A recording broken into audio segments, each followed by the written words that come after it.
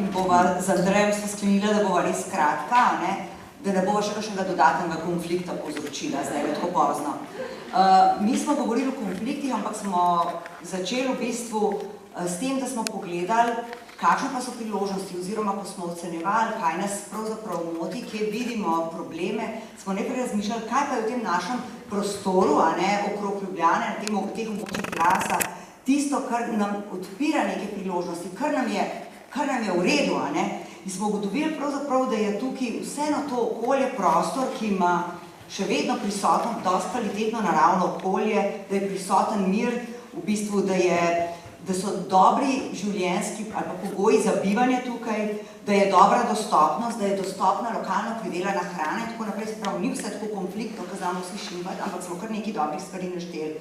Da v bistvu vse tukaj delujejo neke dejavnosti, ki ljudi še vedno povezujejo, ne vem, od gasilcev, različnih društev in tako naprej, in da že obstajajo neke mreže za dialog. Ne bom rekla, da so maksimalno razvite, ampak to ljudje zaznavajo. Da v bistvu tudi s priseljenci, s katerimi je povezanih cel kup konfliktov, pa vseeno prihajajo neka sveža kri tudi v ta podeželski prostor, prihajajo neka nova znanja, neki drugačni pogledi in izkušnje v ta prostor.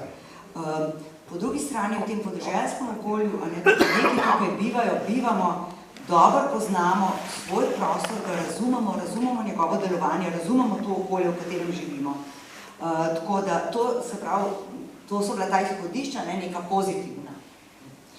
Hvala. Ja, mogoče bi še ob tem omenil, da ko smo z H-metodo ocenjevali, kako močni so konflikti na podeželju, se je sama ocena o konfliktnosti nekako konvergirala, tako rečem, k oceni povprečno, torej nekje med 4 in 6, kar pomeni, ja, da so konflikti, vendar pa te konflikti so še rešljivi, tudi imajo še neke pozitivne vidike. Če pa sedaj poskušam povzeti, kaj so bile tiste konfliktna področja, nismo se spuščali konkretno v definiranje posameznih konfliktov, lahko vseobsegajoče rečem, da seveda področja, o katerih smo se pogovarjali, nekako odražajo, da sodimo v priurbano območje, namreč večina konfliktov se nanašala na ključne akterje, ki so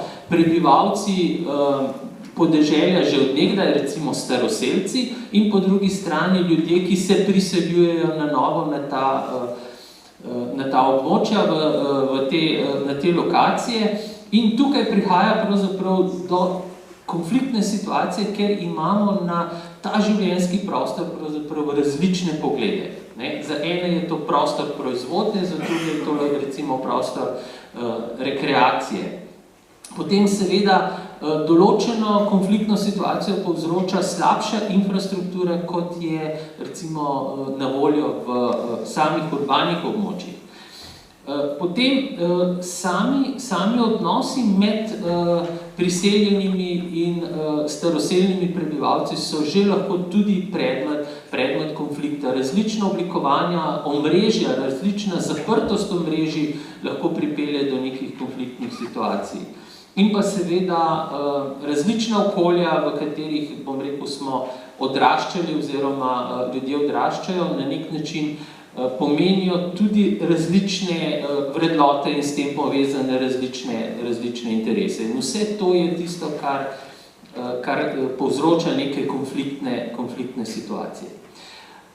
Ko pa smo se potem začeli pogovarjati o ukrepih, kako rešiti to, je pravzaprav se odrazilo to, da je pomembno, da dejansko, ko govorimo o konfliktih, gre za neke procese med različnimi akterji in kot ključni ukrepi so se izluščili na nek način razne oblike bolj ali manj aktivnega komuniciranja med različnimi akterji konfliktov in pa tudi seveda velika potreba po aktivnem informiranju in kar je za nas sedaj, ki se ukvarjamo z lasi oziroma jih upravljamo, v njih sodelujemo, zelo pomembno, da je kar nekajkrat bilo izpostavljeno, da pravzaprav so lahko lasi neke podeželske inštitucije, ki so sposobne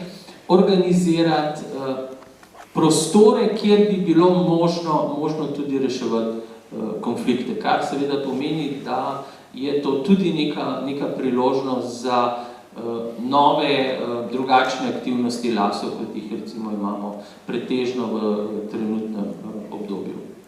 Priložnost in odgovornost. Seveda, priložnost in odgovornost, pravi Barbara, s kar se seveda strinjam. Mogoče še kdo, ki je bil v tej delavnici, kar je bilo spuščeno v tem rezimeju,